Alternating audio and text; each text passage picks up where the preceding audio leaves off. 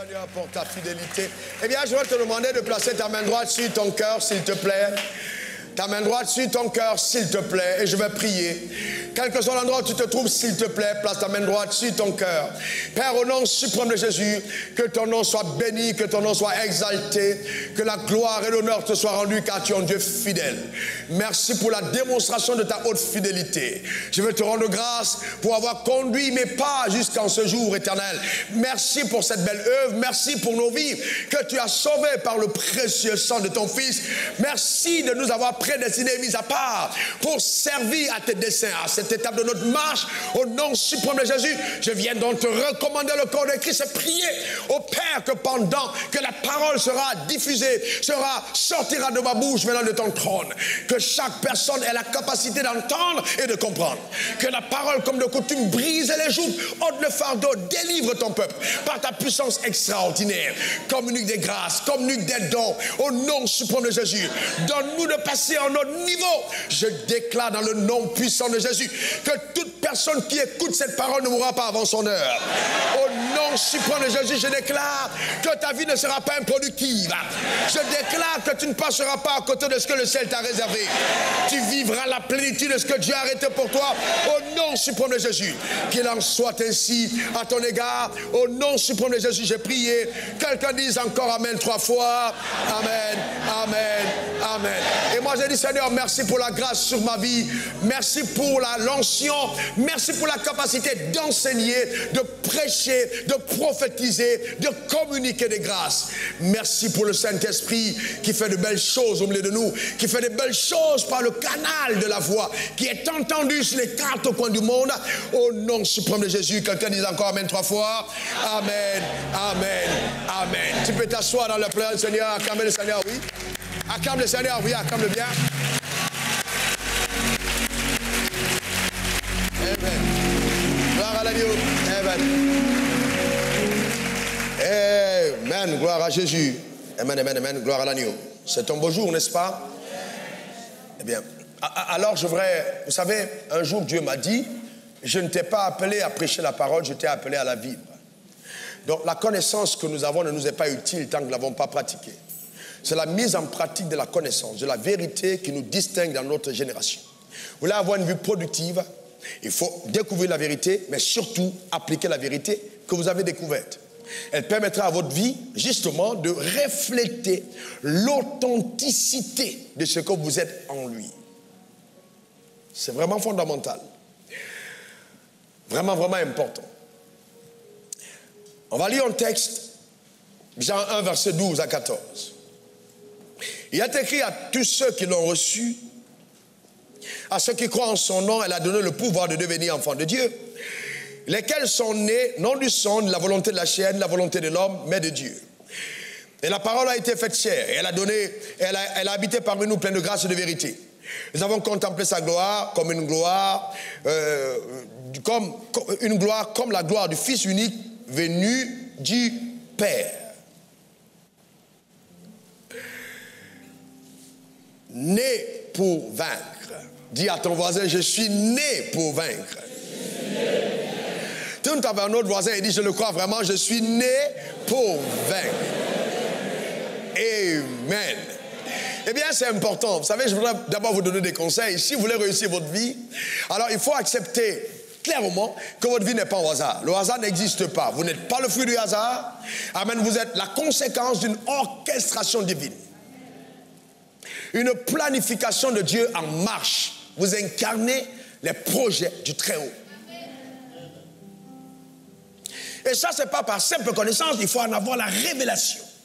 Que le Saint-Esprit illumine ton homme intérieur par cette vérité qui doit t'habiter et motiver tes décisions tous les jours de la vie. Tu n'es pas au hasard. Il y a derrière ta naissance un maître, un Dieu, qui a un plan qu'il a rattaché à ta personne.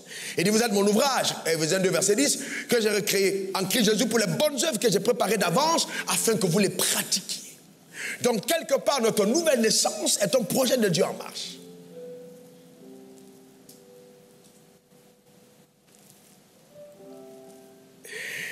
Et il est écrit dans 1 Jean 5, verset 4, que parce que tout ce qui est né de Dieu triomphe du monde. Je le dis, tout ce qui est né de Dieu triomphe du monde. Est-ce que je peux voir la main de ceux qui sont nés de Dieu ici? Eh bien, je dis, tout ce qui est né de Dieu triomphe du monde. Et répète après moi, je triomphe du monde. Encore. Et regardez la suite du verset. Et la victoire qui triomphe du monde, c'est notre foi. Donc Dieu dit que la victoire qui te donne de triompher du monde, c'est ta foi. Alors je vais présenter le texte autrement. Tout ce qui est né de Dieu est attaqué par le monde. Écrivez-le.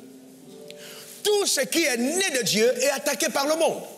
Parce que si la Bible dit que tout ce qui est né de Dieu triomphe du monde, c'est que tout ce qui est né de Dieu devient une cible pour le monde. Le monde déteste ce qui est né de Dieu. Mais Dieu dit que la victoire qui te donne de triompher de ce monde-là, c'est ta foi en lui. Rappelez les textes de Jésus lui-même, vous aurez des tribulations dans le monde, mais prenez courage, j'ai vaincu le monde. Le monde te hait, le monde te déteste, le monde ne va jamais t'aimer, parce que tu es l'incarnation de Dieu. Tu es le reflet de la défaite de l'enfer. Et Satan et sa corde des démons vont te détester. Mais n'en déplaise à monsieur le diable et à ses agents. Tout ce qui est né de Dieu triomphe du monde. Et la victoire qui triomphe du monde, c'est notre foi. Amen. Donc c'est important, très important. Tu vas triompher. Donc même si tu es combattu par le monde, tu vas triompher du monde. Et quand nous parlons du monde, nous parlons du cosmos, de l'univers agencé, nous parlons aussi davantage de toutes les personnes qui sont dans ce monde et qui n'ont pas Dieu. Car tous les jours dans la vie, les gens que vous côtoyez, vous ne connaissez pas leur obédience spirituelle, leurs liens, leurs alliances mystiques. D'autres sont des occultistes, d'autres boivent du sang, d'autres la nuit sortent de leur corps, font des voyages astraux, d'autres jettent des sorts, d'autres empoisonnent. Il y a tellement de méchanceté dans ce monde, mais quand vous sortez le jour, vous voyez des gens qui ont l'air d'être normaux comme vous, mais la majorité ont mis les mains quelque part. Donc vous ne pouvez pas réussir votre vie sur cette terre en étant simple. Non, vous n'avez pas le droit d'être simple. Quand je parle de simple, ça veut dire que vous ne pouvez pas tenir dans ce monde sans alliance. Il est important d'avoir une alliance et une solide alliance. Quelqu'un me donne le meilleur des amens. Ah ouais. Si vous n'avez pas d'alliance, vous ne tenez pas. Vous ne tenez pas. Et je parle aussi aux hommes d'affaires. Faites très attention. Le monde dans lequel nous vivons est un monde dangereux. C'est un monde méchant. C'est un monde qui est dominé par Satan. La Bible dit que Satan est devenu le Dieu de ce monde. Mais la Bible dit que vous aurez l'adversité dans le monde. Tout ce qui est né de Dieu triomphe du monde. Donc aussi longtemps que tu es né de Dieu, pour Dieu tu es un objet de triomphe. Et quand on parle de triomphe, c'est qu'il y aura des combats. Cette vie est sans pitié pour les personnes qui n'aiment pas combattre. Écrivez-le. Cette vie est sans pitié pour les personnes qui n'aiment pas combattre. J'avais 23 ans quand je suis de nouveau. Ça fait 27 ans de relation avec Dieu. Ça fait 27 ans que j'ai commencé à prêcher l'évangile. Ça fait 25 ans que je suis pasteur. Je sais de quoi je vous parle. Et en tant qu'homme d'affaires, si on prend 2002 à 2021, ça fait 19 ans dans les affaires. Je sais de quoi je vous parle, frère. De 2002 en 2007, en 5 ans, je suis parti de centaines de mille au milliard. Juste pour vous dire. Et j'ai commencé à être pasteur de l'église quand j'étais déjà milliardaire. Et donc, je sais de quoi je vous parle. Je vous parle des choses qui marchent. Je suis entré dans ce pays par bus. J'ai dormi à la gare Stif. J'ai été... Si je vous parle de mes combats, vous allez aimer. La Bible dit tout ce qui est né de Dieu triomphe du monde. Maintenant, je vais te faire comprendre quelque chose de très important. Écoute-moi bien. Dans la vie, l'opposé de ce que tu incarnes est ce qui se révèle en premier. Écris-le. Je te parle en tant que père, dans la foi. Dans la vie, l'opposé de ce que tu incarnes est ce qui se révèle en premier. C'est-à-dire, quand tu es appelé à la royauté, tu es poursuivi pour être esclave. C'est parce que tu es appelé à être roi qu'on veut faire de toi un esclave. C'est parce que le peuple d'Israël avait une alliance qu'il était esclave en Égypte. C'est parce que Jésus devait régner que dans la royauté qu'il n'y avait pas de place pour lui dans l'autel et qu'il était obligé d'être à l'étable. Pourquoi? Parce que l'opposé de ce que tu incarnes est ce qui se révèle en premier.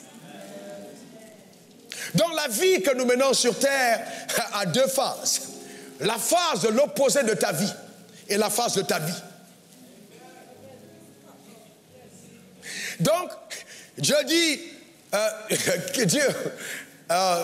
Dieu créa les cieux et la terre, n'est-ce pas? Okay. Et au commencement, qu'est-ce qu'il y avait sur la terre? La terre était informe et vide, il y avait des ténèbres à la surface de l'abîme. Qu'est-ce qui est venu en premier sur la terre? Les ténèbres. Et c'est après que Dieu dit que la lumière soit. C'est le principe de Dieu. Chaque fois qu'il travaille, il laisse l'opposé venir avant ce qu'il veut faire. Et c'est pourquoi, si vous n'avez pas compris les facettes de la vie, quand vous êtes en train de vivre l'opposition de votre vie, vous doutez et vous pensez que ce que Dieu vous a réservé ne viendra pas. C'est un mensonge. Et note ceci, il n'y a que tes combats, des combats de foi, qui vont te mener à vivre le type de vie que Dieu t'a réservé. Il n'y a que des combats de foi qui vont te mener à vivre le type de vie que Dieu t'a réservé. Donc ça veut dire que même si Dieu t'a appelé, il y a un combat à livrer.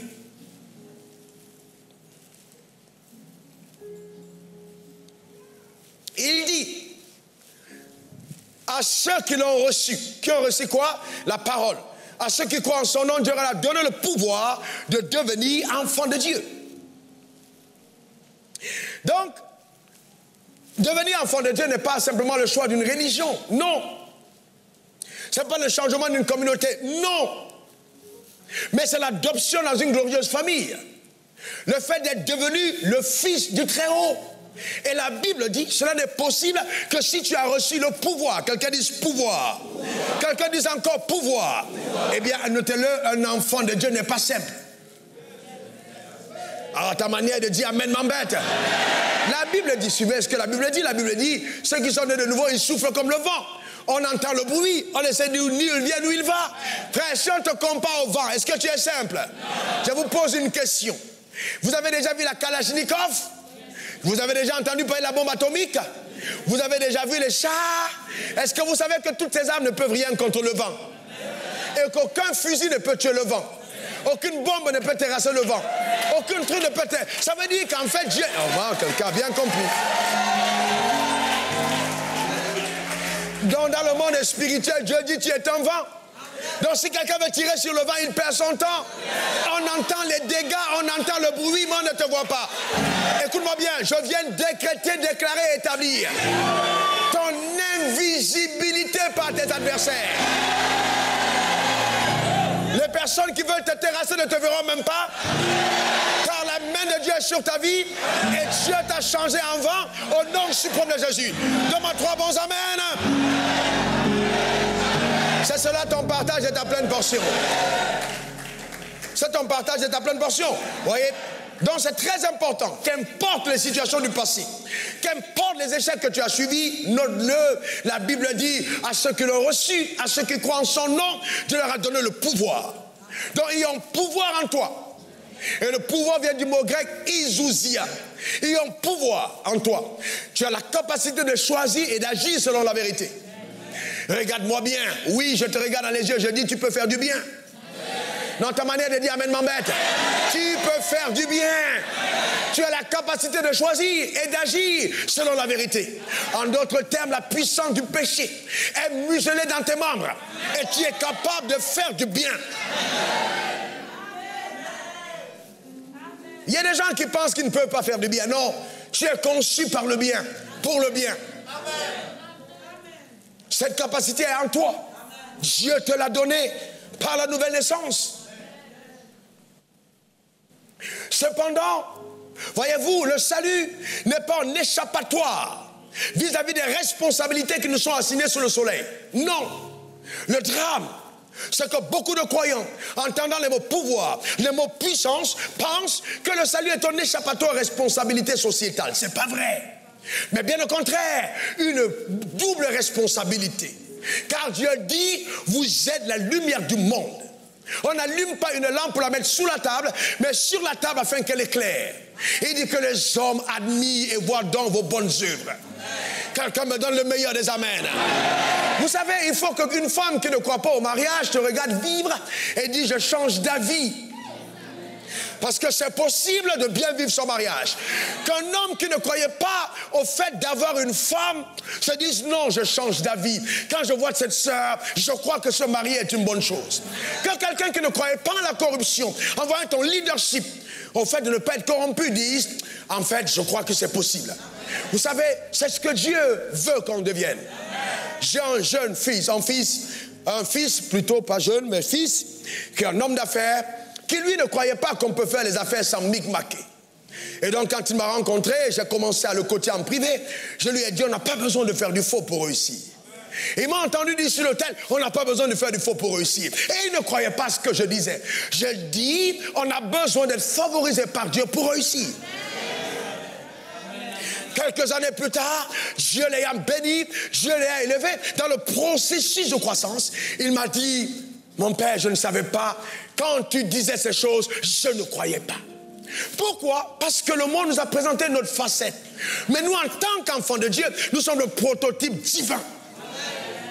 Nous sommes le modèle contemporain de Dieu au milieu d'une société perdue. C'est pourquoi Dieu dit, tu es né pour vaincre. Qu'importe ce qui arrivera, parce qu'il a rattaché à ta vie des projets. Eh bien, je déclare, je décrète, j'établis, parce qu'il le veut, tu réussiras dans le couloir de ton appel. Donne-moi ton meilleur amen. Eh bien, mais pour cela, il faut prendre entre tes mains tes responsabilités. Quelqu'un dise encore responsabilité. Encore responsabilité. Vous voyez, c'est très important. Les enfants d'Israël ont reçu une promesse de Dieu par leur père Abraham. Dieu a dit à Abraham, tes descendants seront captifs en Égypte pendant 400 ans. Et donc eux, ils sont allés en Égypte, ils sont restés en Égypte, et pendant 430 ans, ils étaient en Égypte. Et donc quand le moment de la libération est arrivé, ce peuple-là savait que Dieu existait. Ce peuple croyait en Dieu, mais sauf que il croyait en Dieu, mais il se disait, c'est sûr que bon, c'est vrai, on croit en Dieu, mais Dieu est capable de nous bénir en tant qu'esclaves pour que nous prospérons dans nos activités d'esclaves. Mais ils étaient loin d'imaginer que l'identité d'esclave était celle qui cachait celle de la royauté. Car pour bien jouir de ta royauté, il faut souvent avoir été d'abord un esclave. Donc quand le temps est arrivé, Dieu a fait partir vers eux un libérateur appelé Moïse. Quand Moïse arrive vers ce peuple-là, Moïse a 80 ans. Ça veut dire que la génération d'avant 40 ans ne connaît pas Moïse. D'avant 40 ans, ça dit de 1 à 40 ans, ils ne connaissent pas Moïse. Parce que Moïse avait fui dans le désert pendant 40 ans. Donc ce sont les vieillards, les gars de 80 ans, les gars de 70 ans, de 60 ans, qui connaissent un peu Moïse. Donc Moïse revient. Et Moïse dit à Pharaon, laisse partir mon peuple. Et les gars se disent, mais attends, ce gars, il se prend pour qui? Et Pharaon et le peuple qu'il est venu libérer, personne ne croit en Moïse. Mais Moïse vient annoncer la libération de ce peuple. Donc, pour raccourcir le témoignage, après 10 plaies extraordinaires, le peuple sort de la captivité. Et Dieu va faire quelque chose d'extraordinaire. Parce que, comme il sort le peuple de la captivité, et que le peuple va dans le désert, Dieu veut que le peuple le connaisse. Dieu veut que le peuple découvre qui il est. Donc c'est bien trop facile, ils sont sortis. Mais il faut qu'ils sachent qui les a délivrés. De quoi ce Dieu est capable. Parce que la connaissance de Dieu et de sa puissance sont indispensables pour être un bon adorateur. Ce peuple doit être un adorateur, donc ce peuple doit connaître le Dieu qui est avec eux. Le Dieu qui les a sortis d'Égypte. Et ma Bible dit que Dieu va endurcir le cœur de Pharaon. Il va endurcir, c'est-à-dire il va rendre le cœur de Pharaon dur. Et Pharaon va regretter d'avoir laissé partir ce peuple. Dieu va provoquer la poursuite de ceux qu'il a libérés. Est-ce que vous comprenez ça? Dieu te libère, mais Dieu déclenche encore la poursuite de toi qui as été libéré. C'est là dans ce cas où beaucoup de personnes d'entre nous sommes. Nous sommes nés de nouveau, mais nous continuons d'être poursuivis par certaines choses. Et nous pensons que Dieu nous a lâchés. Non, il autorise cette poursuite pour que nous puissions voir la grandeur, la puissance de celui qui nous a appelés. Dieu est juste extraordinaire. Amen. Regardez Exode 14, verset 4. J'endurcirai le cœur de Pharaon Il les poursuivra. Mais Pharaon et toute son armée serviront à faire éclater ma gloire. Et les Égyptiens sauront que je suis l'Éternel. Et les enfants d'Israël firent ainsi. 6 à 7. Et Pharaon attela son char. Il prit son peuple avec lui de l'Égypte. Et il y avait sur tous des combattants. C'est-à-dire, on avait d'abord 600 chars. Et on a tous les autres chars d'élite, les autres chars, qui étaient là. Et Pharaon lui-même était monté sur un char, lui-même à la tête, à la poursuite de ce peuple, dans le désert. Et quand vous lisez la suite de l'histoire, c'était étonnant. Le peuple d'Israël, entendant le bruit des cavaliers, la cavalerie, 600 chars sur la terre, et plus les autres, la terre tremble, même si vous êtes à 2 kilomètres. Donc ils se rendent compte qu'ils sont poursuivis. Le drame, c'est que les enfants d'Israël commencent à crier, Moïse, mais on aurait dû mourir en Égypte. Oh, ici, si on meurt, il n'y a pas de sépulcre. On va nous enterrer où? Vous avez déjà vu des gens qui sont en vie, mais ils sont plutôt soucieux de là où on va les enterrer. Vous êtes en vie, vous vivez. Vous commencez à lutter pour où sera mon tombeau. Frère, tu es encore en vie. Et donc, Moïse dit au peuple, gardez le calme. Car les Égyptiens que vous voyez là, vous ne les verrez plus. Mais qu'est-ce qu'on va faire? Avancer. Avancer. Je suis venu te dire, quel que soit ton âge, avance. Parce qu'en fait, le but de l'attaque, c'est de distraire et t'empêcher d'accomplir ce à quoi Dieu t'a appelé. Il faut faire quoi? Avancer. Il ne faut pas t'arrêter. Le peuple commence à paniquer. Et Dieu dit à Moïse, écoute, reste calme. Vous allez observer, demande à ce peuple de garder le calme. Ce n'est pas la peine de crier. J'ai décidé de faire quelque chose d'extraordinaire. Vous savez, Dieu permet, pour nous qui avons la foi en lui, que souvent la peur cogne à notre porte. Car s'il n'y a pas la peur qui cogne à notre porte, nous n'allons pas comprendre l'importance d'avoir la foi en Dieu. Je ne peux pas dire que j'ai confiance en Dieu si véritablement je ne connais pas les risques que je prends hors de Dieu.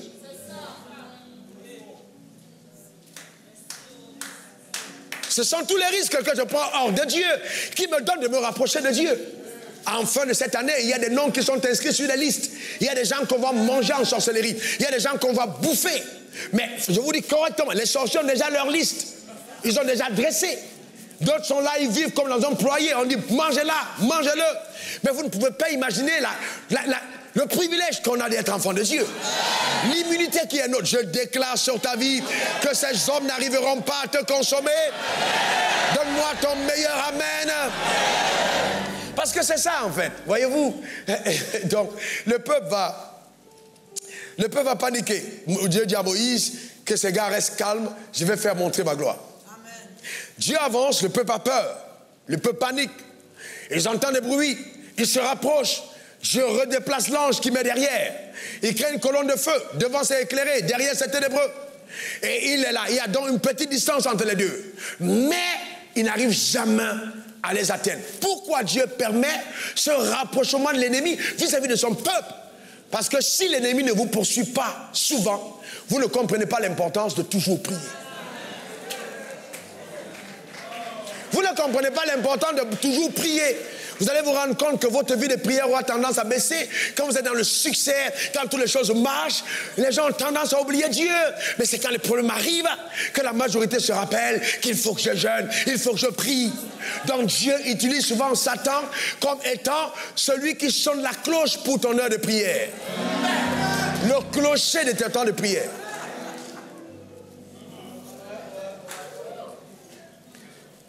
Donc, quelque chose que tu traverses est dur, je vais seulement te demander de rester calme. Rien de mal ne t'arrivera quand le Dieu que tu sais est au contrôle. Donne-moi le meilleur des amens. Ce qui est né de Dieu triomphe du monde. Et la victoire qui triomphe du monde, c'est notre foi.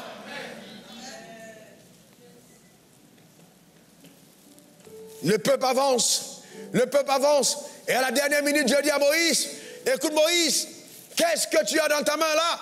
Un bâton. Moïse, il faut qu'on fasse quelque chose maintenant. J'ai besoin de toi. J'ai besoin que tu agisses avec moi. J'ai besoin de ta collaboration, car ce peuple va voir ma gloire. Quand Moïse arrive auprès de la mer, et Dieu dit à Moïse, étends donc ta main et fends la mer. Il n'a pas dit je fends la mer, il dit à Moïse, tu fends la mer. Le problème, c'est que beaucoup d'entre nous pensons que Dieu va venir fendre notre mer. Alors qu'il t'a déjà donné le pouvoir de devenir enfant de Dieu. Et il veut que tu utilises ce pouvoir pour fendre la mer devant toi. Je déclare sur ta vie qu'aucune barrière ne t'empêchera de progresser. Ta manière de dire amen m'embête. Tu fendras la mer devant toi et tu traverseras au nom suprême de Jésus.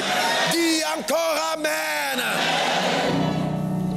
Alors Moïse arrive devant la mer et il étend sa main. Et quand il étend sa main, un vent impétueux se met à souffler et la mer est fendue en deux au devant de Moïse et au devant du peuple. Le peuple est là et le peuple regarde. Pour la première fois, ils sont témoins d'une puissance extraordinaire. Une puissance XXXL de Dieu. La mer est fendue en deux. Et donc, on a là les deux côtés de la mer. Est-ce que je peux avoir 6 personnes, s'il vous plaît, qui viennent? 6 personnes qui viennent rapidement. Merci, 6 personnes. Merci, pasteur, merci. Merci. 6 personnes, 1, 2, 3, 4, 16, 6. OK, très bien. On peut avoir une autre personne? Viens, mon jeune homme. Tu es encore jeune. Si tu es devant, tu vas courir. OK, voilà, 6 personnes. D'accord? OK, très bien. Mettez-vous en rang comme ça. D'accord? Très bien.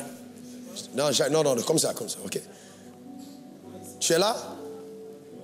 OK. Donc, ils fendent la mer en deux. Donc, quand la mer est fendue en deux, on a deux côtés de la mer. On a la rive gauche, on a la rive droite de la mer.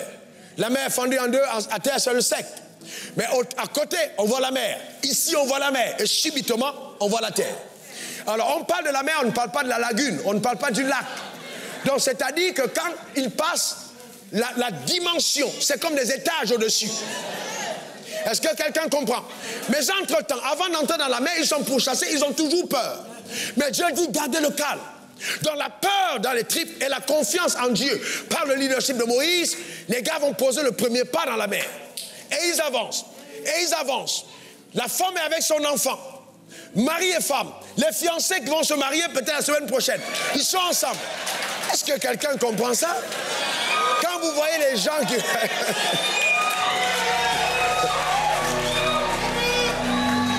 Si vous voyez une femme qui va se marier la semaine prochaine, et que Jésus lui dit, je viens demain, elle est capable de dire à Jésus, s'il te plaît, attends d'abord mon mariage.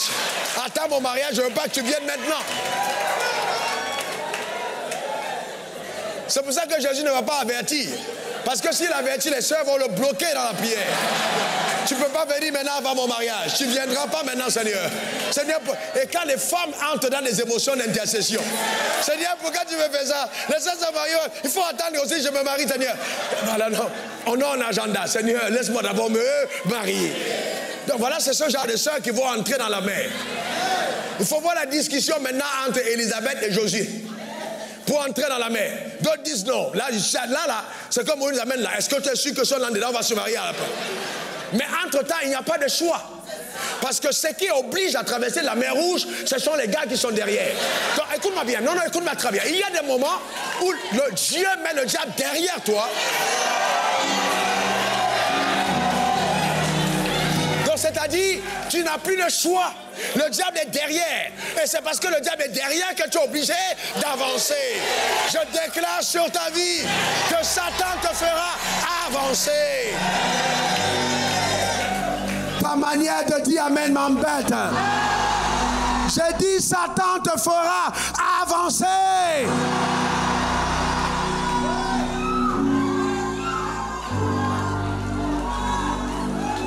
Pendant que les deux sont en train de discuter, il n'y a pas moyen de s'arrêter. Parce que derrière, il y a des gardes corps qui t'empêchent de repartir. Ils sont obligés d'entrer. Ils avancent tout craintifs. Ils vont au moins là devant, on voit Moïse. Peut-être qu'on arrivera au terre. Les voici au bord. La mer fait vous. Et comme Dieu me montrait en esprit, des gouttelettes d'eau qui d'ici, elles viennent tomber sur ta. Et ça tombe sur Popo, dit, on dirait que la mer se referme. Mais la mer ne se referme pas. C'est juste des gouttelettes au-dessus qui viennent atterrir sur toi à l'intérieur de la muraille. Mais Dieu dit tu ne meurs pas parce que tu es dedans. Je suis venu dire à quelqu'un que quand Dieu t'a délivré, ce n'est pas pour que tu meurs. Tu ne mourras pas. Tu ne mourras pas. Tu vivras cette histoire. Au nom suprême de Jésus.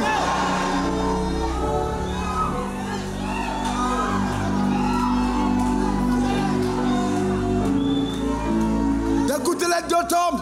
Alors si je vous prêche sur les discussions au milieu de la mer Rouge, qui est fendue en deux, à l'intérieur, comment les familles discutent, quand les gouttes arrivent, comment les craintifs sont là, mais l'alliance parle à leur faveur. Ils traversent, et c'est une longue marche. Mais entre-temps, Dieu permet aussi que l'ennemi traverse. Donc pendant qu'eux ils avancent, eux aussi ils avancent dans la mer. Maintenant ils sortent jusqu'au bout. Et quand Dieu se rend compte, quand il a calculé la distance des chars, que s'ils avancent trop tôt, certains vont sortir avant l'heure. Dieu envoie les anges pour dévisser les roues des chars. Il crée des accidents au milieu de la mer asséchée. Au milieu de la mer, les accidents dans la mer. À sec, on dit panne, crevaison. Quelque chose s'est passé, la roue est en panne. Les mécanos doivent arranger. Mais tout ça, c'est l'arrangement de Dieu pour que les gars sortent tous. Et donc Dieu s'arrange. Je veux 5 personnes. Non, 3 personnes. 3 personnes rapidement. 3 personnes. 3 personnes qui viennent de l'autre côté. 3, comme ça, de l'autre côté. 3 personnes. 3 personnes, nous ça va. Ça va. Alors, entrez. Stop. Entrez, voilà, stop. Allez, va à ta place. Non, entrez. Viens. 1, 2, 3. Ok, avance. Viens. Mais la 4e personne est où? Voilà, viens. Mais tiens-toi là. Avancez encore un peu. Avancez un tout petit peu. Ok, très bien. Quand Dieu se rend compte que l'armée, de Pharaon jusqu'au dernier, ils sont tous dans la mer. C'est là il dit, ok, maintenant, je vais monter à ce peuple qui je suis. Donc le peuple est à distance. Pendant qu'ils sont sortis, eux, ils pensent aussi qu'eux, ils vont sortir. Mais ils oublient que Dieu est en train d'arranger dans la mer le fait que personne ne reste de ce côté. Dès qu'ils atteignent le milieu, la mer maintenant se retourne sur eux et tous sont aspirés par la mer. Je suis en train de dire à quelqu'un que pendant que je parle, tes adversaires sont engloutis par la puissance de Dieu au nom suprême de Jésus. Donne-moi ton meilleur amen. Dis encore amen. Les ennemis que tu as vus hier, tu ne les verras pas demain, car le vent impétueux va souffler pour les terrasser au nom suprême de Jésus. Est-ce qu'on peut acclamer Jésus pour ce qu'il fait?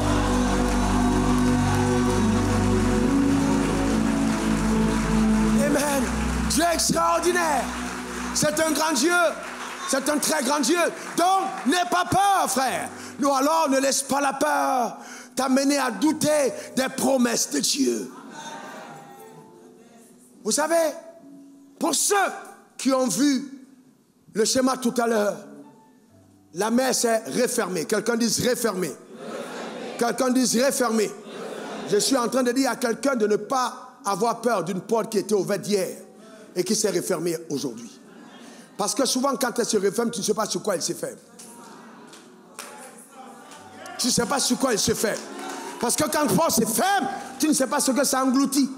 Dieu ne t'a pas donné le tout voir. Tu as eu un marché qui a marché. Tu as eu une porte qui a été ouverte. Et soudainement, ça se referme. Rends grâce à Dieu. Parce qu'il y a quelqu'un qui te poursuivait et qui voulait passer par la même porte. Dieu est sûrement en train d'engloutir tes adversaires. Rends grâce à Dieu. Même le mariage peut s'être fermé. Une relation s'est fermée. Ton entreprise est fermée. Ton projet est fermé. Ah mais ça ne va pas. Mais rends grâce à Dieu. Parce que cette fermeture peut cacher derrière une œuvre mystérieuse de Dieu. Nous ne sommes pas obligés de tout comprendre. Mais nous devons croire que tout ce qui nous arrive va concourir à notre bien. La Bible dit à tous ceux qui l'ont reçu, tous ceux qui l'ont reçu, tous ceux qui l'ont reçu. Ça veut dire que tu es concerné. Donc ne t'exclus pas de ce glorieux plan. Dis après moi la main sur le cœur, je suis concerné. Déclare-le encore. Une dernière fois. Il dit à tous ceux qui l'ont reçu, à ceux qui croient en son nom. Quel nom? Quel nom? Quel nom? Je leur ai donné le pouvoir de devenir enfant de Dieu. Ça veut dire qu'on ne peut pas être enfant de Dieu sans pouvoir. Et la Bible continue, lesquels sont nés non du sang, ni de la volonté de la chair, ni la volonté de l'homme, mais de Dieu. Donc Dieu dit, cette naissance, vous commettrez une grave erreur. Si vous voulez la comparer à la naissance charnelle, né non du sang, c'est-à-dire que vous voyez, quand vous êtes né du sang, vous avez un enfant avec une femme. Vous dites, c'est pas mon enfant. On fait quoi? Un test ADN. Comme le sang va révéler ton identité, par le test ADN, on saura si c'est toi le père ou pas. Mais Dieu dit, cette naissance que vous avez expérimentée n'est pas scientifiquement explicable. Donc si vous voulez vous référer à la science pour expliquer votre nouvelle naissance, vous passez à côté. Vous n'êtes pas né du sang. Et c'est pourquoi beaucoup d'enfants de Dieu ont des problèmes. Ils veulent absolument que Dieu leur délivre une carte d'identité en disant « Nom du Père Abraham, grand frère Jésus ». Non, tu dois croire. Ce n'est pas scientifique, c'est spirituel. Déclare après moi, je suis un enfant de Dieu. Encore plus fort. C'est ce que tu es devenu. C'est ce que tu es devenu. Vous savez, tu vas au marché, tu vas à la banque, tu vas au champ, tu es dans la rue, tu es dans le Warren, tu es dans le Baka, tu es piéton, tu es un enfant de Dieu. Écoute-moi très bien, c'est une identité royale. C'est une identité royale. On a dit à Abraham, les rois sortiront de toi. Donc personne ne peut être né de nouveau en étant esclave. Vous n'avez pas compris, je reprends. J'aime ton âme, ton jamin. Personne ne peut être né de nouveau tout en étant un esclave. Pourquoi? Parce que la nouvelle naissance dans la famille de Dieu est un indicateur crédible de la royauté qu'on incarne. Que quelqu'un dise, je suis un roi. Non, confesse-le encore.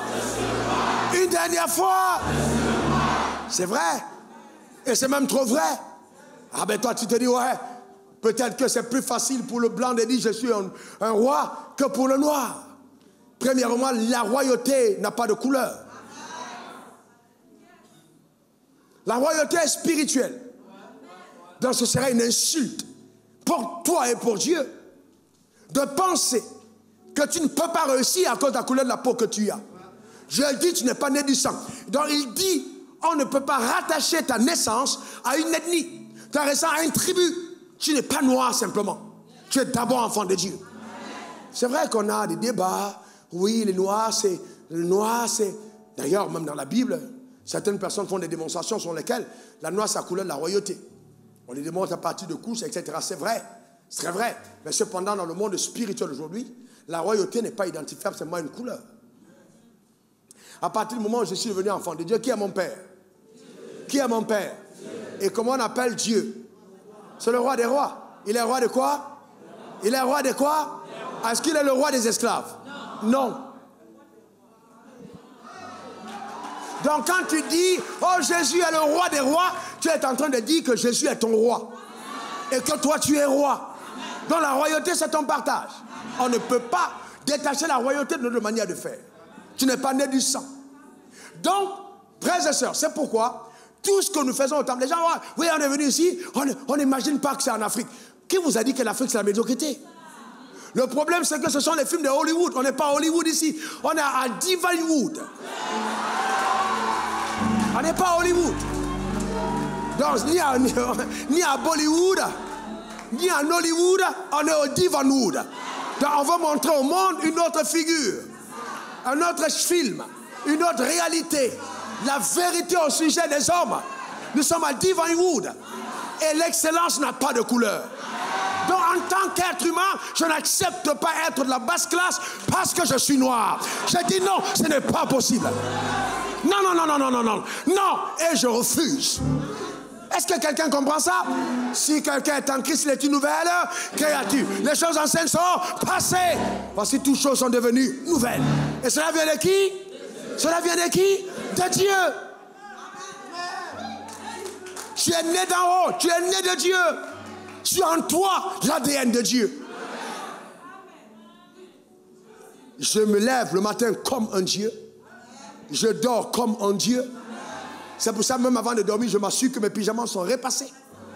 J'ai mon parfum de nuit. Je dors dans la royauté. Je me lève dans la royauté. Frère, je sais, c'est dans ma tête et dans le cœur. J'incarne la royauté. Je suis de Dieu. Donc quand vous pensez que la vie spirituelle n'est qu'une vie qui est là juste pour vous identifier à une religion, à une dénomination, moi je suis évangélique, vous êtes catholique, vous êtes perdus. Je ne suis ni évangélique, ni catholique, ni adventiste, je suis de la race au-dessus. Je suis au-dessus. Et c'est comme ça que j'agis. Est-ce que quelqu'un comprend ça?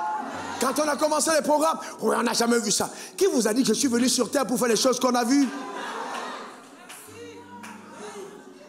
Je ne suis pas né du sang. Donc l'influence du sang de mon père n'a pas de pouvoir sur moi. Écoutez-moi très bien, quand vous comprenez ce texte, même les malédictions héréditaires n'ont pas de pouvoir. Tu n'es pas né du sang. Donc cette personne qui est née de Dieu ne peut pas être réclamée par le sang. Tu n'as pas compris. Tu n'as pas compris. Tu es né de Dieu. Tu n'es pas né du sang. Donc tu ne peux pas être réclamé par le sang. La réclamation de sang a de pouvoir pour ceux qui sont nés du sang.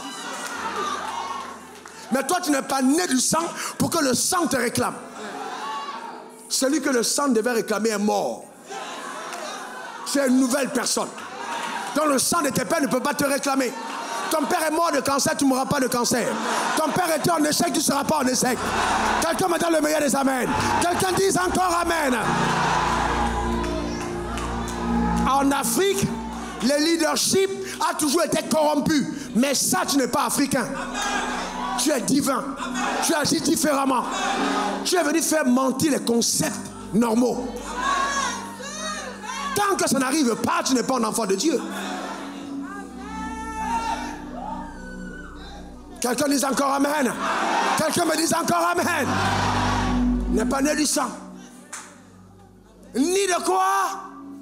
De la chair. Ça veut dire, écoute-moi bien, ce que Dieu m'a dit ce soir, c'est juste, et j'avais jamais vu ça comme ça. Il dit, dis à mon peuple, que s'ils ne sont pas nés de la chair, aucune chair, oh mon Dieu, aucune chair, aucun homme de chair ne peut s'attaquer avec succès à ta destinée.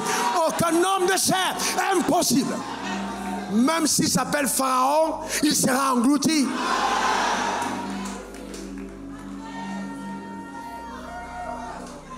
Je connais des gens qui sont morts, déjà morts, parce qu'ils se sont attaqués à moi.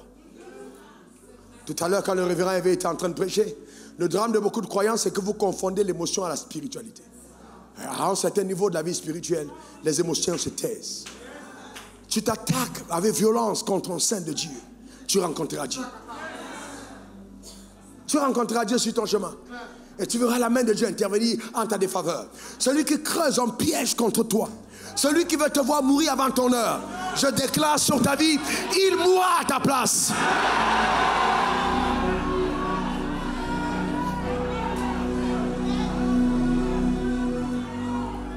Francis, mon fils, est venu me voir avec un de ses amis qui est musulman, qui est venu me voir à la fin du culte ici, avait un problème.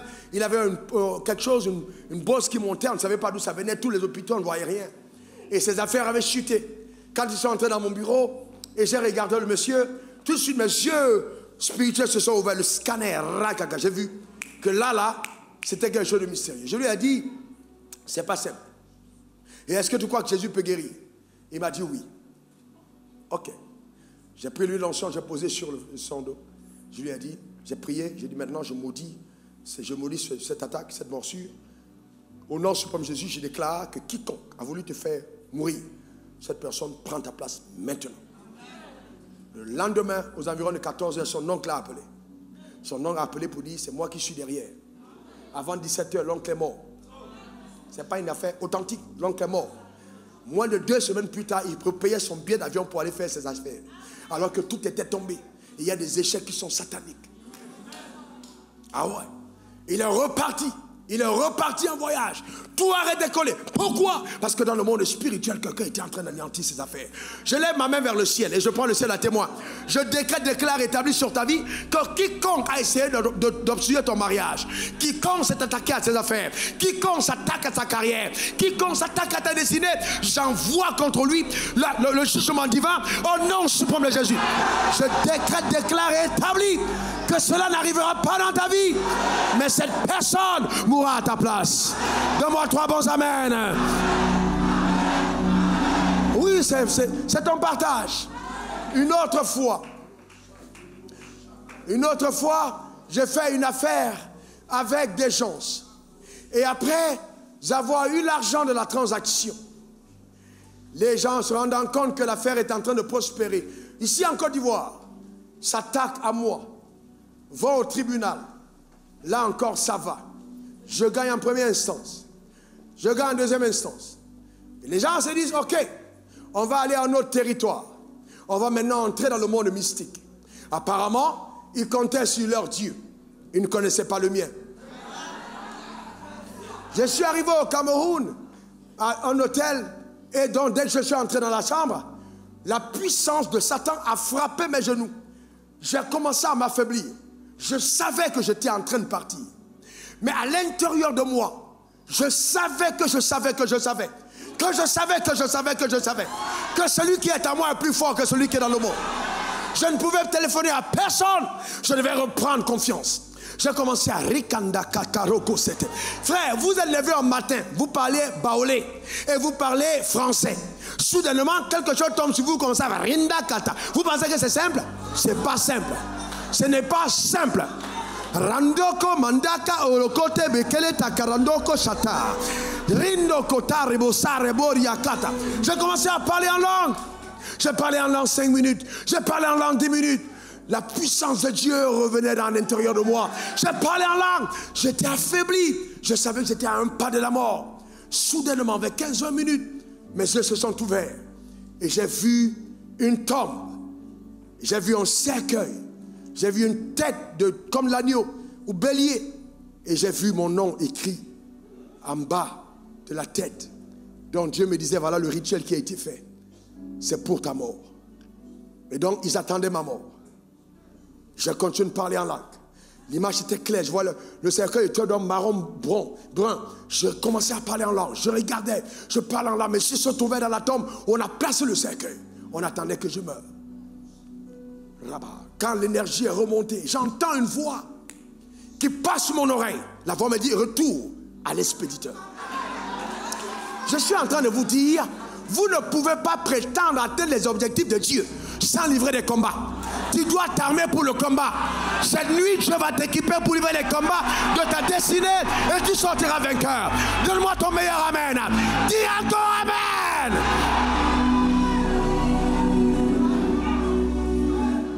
Et Dieu dit retour à l'expéditeur. C'était le Saint-Esprit.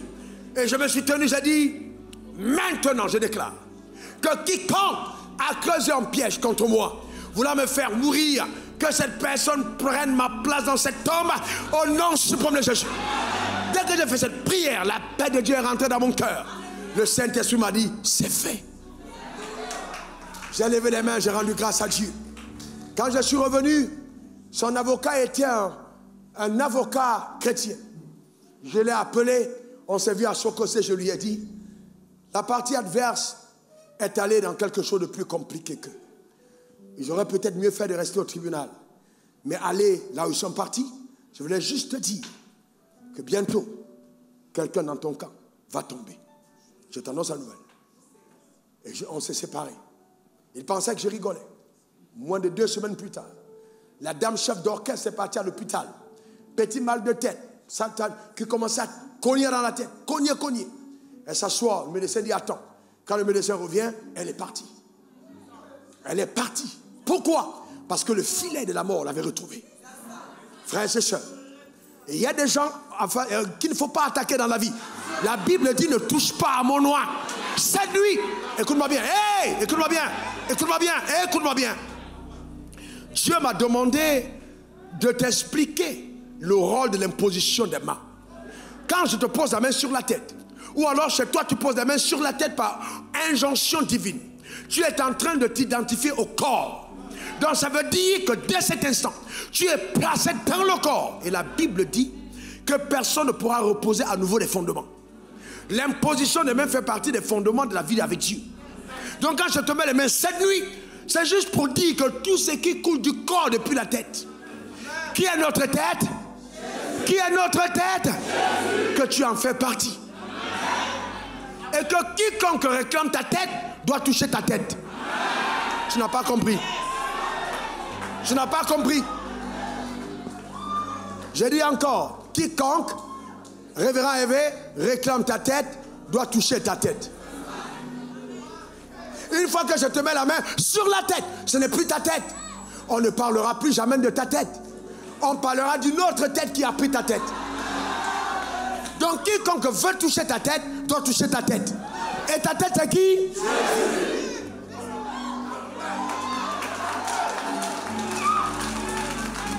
J'avais jamais compris l'imposition des mains comme ce soir. Jamais de la vie.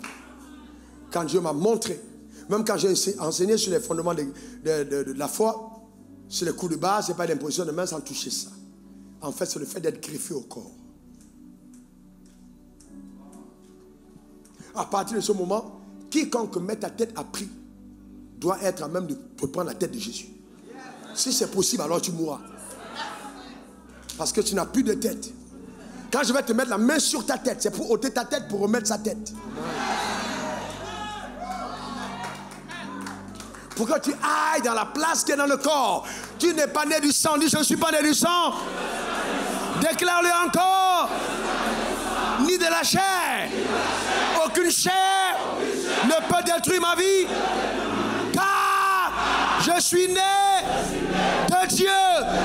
Ma naissance n'est pas accidentelle.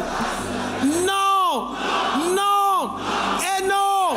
Ma naissance est prophétique. J'appartiens au corps de Christ. C'est pourquoi j'annonce, quiconque se lève contre ma vie, cette personne fera face à la puissance inégalée et suprême de mon Créateur. Car la main de Dieu est sur ma vie. Au nom de Jésus. Amen 3 fois. Acclame très fort le Seigneur pour ta vie. Amen. Assieds-toi, assieds-toi. Revenons au verset 13, Jean 1, 13. Ni de la volonté du sang, ni de la volonté de l'homme, la chair, ni de la volonté de l'homme.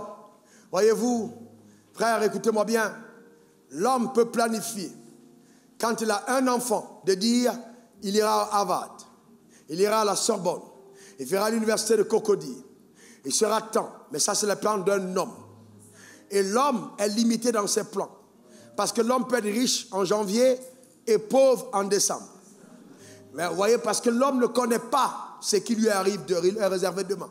Surtout ceux qui sont sans Christ. Dieu dit, tu n'es pas né de l'homme. Non, ce n'est pas l'homme qui t'a donné naissance. Et il va plus loin. L'apôtre Jean explique en disant, tout ce qui est né de Dieu triomphe du monde. Et la victoire qui triomphe du monde, c'est votre foi. Donc si tu es né de Dieu, alors la victoire est ton partage. Donc tu es né pour vaincre. Dieu dit que tu es né pour vaincre. Donc en fait, nous avons une alliance de succès par notre naissance. Je reprends. Par notre naissance, nous avons une alliance de succès. Parce que tu es né de Dieu, tu triomphes. Donc une habileté surnaturelle qui est rattachée à ta personne à cause de ta naissance en Dieu. Le drame, c'est que vous allez voir un frère ou une sœur vouloir simplement être performant selon le niveau d'éducation qu'ils ont reçu. Ce n'est pas vrai. Tes diplômes sont importants mais insuffisants. Écris-le. Tes diplômes sont importants mais insuffisants. Tu as besoin de plus que ça. On ne réussit pas sa vie parce qu'on a été diplômé. Vous n'avez pas encore vu quelqu'un qui a une agrégation, il est nommé à un grand poste, et puis une petite femme du village, avec une brindille en soie, elle va autour d'un cocotier, elle commence à dire, hé Jacob, oh Jacob, elle commence à dire Jacob, et puis elle prend la brindille, elle casse, et puis elle crache, elle dit Jacob, et puis elle fait comme ça, fini. Jacob, avant, il attrape mot de ventre, 2 semaines après, il est mort. C'est une petite femme avec une brindille, qui n'est pas allée à l'école, qui a mis fin au règne de Jacob. Est-ce que quelqu'un comprend ça? Juste une petite brindille est capable de terrasser ta vie. Combien de personnes dans nos sociétés ici sont en position élevée mais ne dorment pas la nuit? Combien? Nombreux. Parce que je les rencontre. Nombreux sont malheureux. Vous ne pouvez pas imaginer la richesse du salut. Vous ne pouvez pas imaginer la richesse du salut.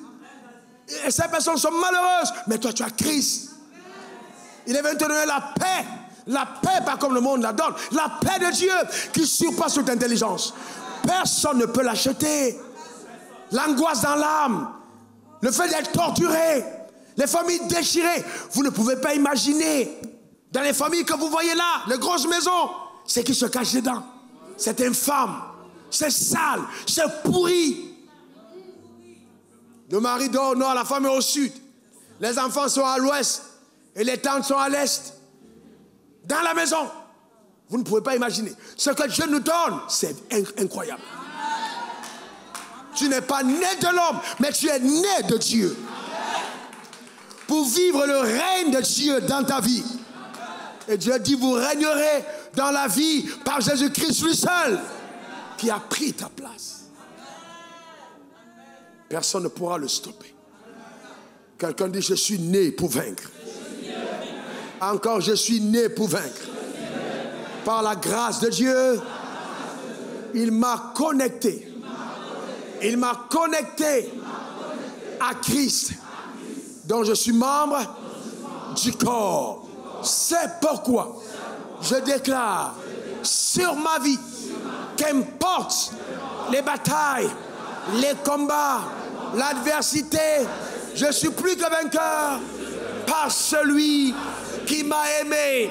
Et rien, alors rien ne me séparera de l'amour de Dieu manifesté en Christ Jésus, mon Seigneur et mon Sauveur. Je lève ma main vers le ciel et je dis, Père, Père, Père, merci pour le salut. Merci pour l'adoption dans la glorieuse famille de Dieu. Merci pour l'identité nouvelle. Merci pour toutes les grâces qui me sont réservées. Je déclare, je vis la plénitude de ses plans par sa grâce au nom suprême de Jésus. Amen 3 fois.